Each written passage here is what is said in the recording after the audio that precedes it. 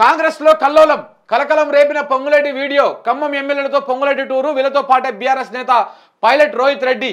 BRS నేత రోహిత్ రెడ్డి ఉండడంతో అనుమానాలు. మరో విమానంలో మహబూబ్ నగర్ ఎమ్మెల్యేల టూర్. మంత్రి శ్రీధర్ బాబుతో బట్టి విక్రమార్క భేటీ. రేవంత్కు పొంగులేటికి మధ్య ఏం జరుగుతూ ఉంది? పాతోళ్ళు కొత్తోళ్ల మధ్య పంచాయతీ. ఆసక్తికరంగా రాష్ట్ర కాంగ్రెస్ రాజకీయము. చూడండి, లోక్సభ ఎన్నికల తర్వాత రాష్ట్రంలో కాంగ్రెస్ ప్రభుత్వం కూలిపోతుందని బీజేపీ నేతలు పదే చెప్తున్నారు. రేవంత్ రెడ్డి బీజేపీలోకి వస్తారని కొందరు చెప్తే వేరే నేతలు వస్తున్నారని మరొకరు చెప్పారు. సీన్ కట్ చేస్తే మంగళవారం రోజు మంత్రి పొంగులేటి శ్రీనివాసరెడ్డి కొందరు ఎమ్మెల్యేలు బీఆర్ఎస్ మాజీ ఎమ్మెల్యేతో ఓ విమానంలో కనిపించి పొలిటికల్ హీట్ పెంచారు. వీళ్ళంతా ఎటు వెళ్తున్నారు? అసలు కాంగ్రెస్లో ఏం జరుగుతోంది? బీజేపీ చెప్పినట్టు సర్కారును కూల్చే ప్రయత్నాలు జరుగుతున్నాయా అన్నటువంటి చర్చ కూడా మొదలయ్యింది. సో కాంగ్రెస్ పార్టీలో ఒక కలకలం స్టార్ట్ అయింది. అయితే ఈ వీడియో ఉందా? ఇగో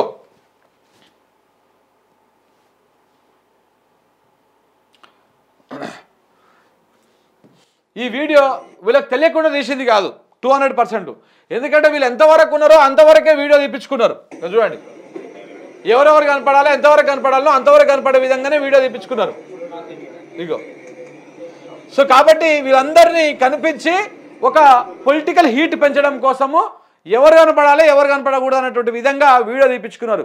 ఇది పొంగులేటి తెలియకుండా ఎవరో తీసిరు అని చెప్పడానికి కూడా వీల్లేదు.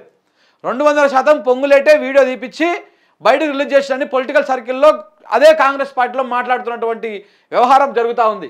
సో కాబట్టి 100% మరి ఇప్పుడు బీజేపీలోకి ఎవరు పోతారు? ముందు పొంగులేటి శ్రీనివాసరెడ్డి పోతాడా లేకపోతే ముఖ్యమంత్రి రేవంత్ రెడ్డి పోతాడా? ఇద్దరిట్లా ఎవరు ముంగల పోతే వాళ్ళకు ప్రియారిటీ ఉంటుంది. కాబట్టి ఇలా గుంపు నేర్చుకొని పోతందుకు ప్రయత్నాలు జరుగుతూ ఉన్నట్టుగా అర్థమవుతా ఉంది. ఒక ఫ్లైట్లో వీళ్ళుంటే ఇంకొక ఫ్లైట్లో విస్తార్ అనేటువంటి ఇంకొక ఫ్లైట్లో మహబూబ్ నగర్ జిల్లాకు సంబంధించినటువంటి కొంతమంది ఎమ్మెల్యేలు వాళ్ళని లీడ్ చేసేటువంటి కీలక నేత కూడా ఉన్నట్టుగా సమాచారం అందుతూ ఉంది. సో ఈ రెండు గ్రూపులు ఇక్కడ మరి విహారయాత్రకు పోయినాయా లేకపోతే ఏమన్నా మాట్లాడుకొచ్చుకోవడానికి పోయినాయా, కొచ్చికి పోయినాయా, ఎక్కడ పోయినా తెలియదు. సో వ్యవహారం అయితే ఒక పొలిటికల్ సర్కిల్లో హీట్ అయితే పెంచింది. ఇదిలా ఉంటే ఇక పాత కాంగ్రెస్ వాళ్ళు బట్టి విక్రమార్క శ్రీధర్ బాబు వీళ్ళందరూ కలిసి ఒక దగ్గర మీటింగ్ పెట్టుకున్నారు. మరి ఎవరి ఆడు చూసుకుంటా ఉన్నాడు. మరి మనం ఏం చేద్దాము, మనము ఎటు పోదాము, ఎటు నిలబడదాము అని చెప్పేసి. సో కట్టర్ కాంగ్రెస్ వాళ్ళు ఒకవైపు, అరువచ్చినటువంటి కాంగ్రెస్ వాళ్ళు ఒకవైపుగా ఉన్నారు ఇలా. సో కాబట్టి రేపో మాపో ఎన్నికల ఫలితాల తర్వాత 200% దీని మీద ఒక సంచలనమైనటువంటి వ్యవహారం జరిగేటువంటి పరిస్థితి అయితే కనపడతా ఉన్నాయి. అయితే పైలట్ రోహిత్ రెడ్డి ఎందుకు పోయింది వీళ్ళమ్మటి?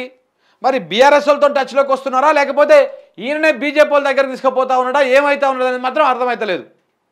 సో కాబట్టి ఇదంతా కూడా ఒక చర్చ నడుస్తూ ఉంది. పైలట్ రోహిత్ రెడ్డి అంత ఈజీగా తక్కువ అంచనా వేయడానికి ఉండదు. మనోడికి కర్ణాటకలో మంచి సంబంధాలు ఉంటాయి, ఇటు బీఆర్ఎస్తో కూడా చాలా మంచి సంబంధాలు ఉన్నాయి. ఇప్పుడు ఇంకొకటి ఏంటంటే ఈ పట్నం మహేందర్ రెడ్డి ఆల్రెడీ అల్లకపోయింది కాబట్టి పైలట్ రోహిత్ రెడ్డి ఇప్పుడు ఆడ ఆ బీఆర్ఎస్ పార్టీకి కానీ ఆ నియోజకవర్గంలో ఆయననే కీ రోల్. సో కాబట్టి ఆయన బీజేపీలో పోతున్నటువంటి అనుమానాలు కూడా పెద్దగా అనిపిస్తలేదు. ఇక్కడ ఏదో తేడా కొడతా ఉంది మొత్తానికి వ్యవహారం. మరి ఎవరు ఎటువైపు పోతా ఉన్నారో అర్థమవుతలేదు. చర్చ మాత్రం గట్టిగా నడుస్తూ ఉంది.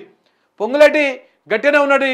నేను చెప్తా ఉన్నా కదా, ఇవాళ చెప్తా ఉన్నా, ఈ రాష్ట్రానికి పొంగులేటి జూన్ 4 తర్వాత సీఎం అయినా కానీ ఆశ్చర్యపోవాల్సినటువంటి అవసరం లేదు తెలంగాణ ప్రజలు. పొంగులేటి శ్రీనివాసరెడ్డి జూన్ 4 తర్వాత ఈ రాష్ట్రానికి ముఖ్యమంత్రి అయినా కానీ మీరు ఆశ్చర్యపోవాల్సినటువంటి అవసరం ఏమాత్రం లేదు. ఈ విధంగా జరుగుతూ ఉంది రాజకీయం.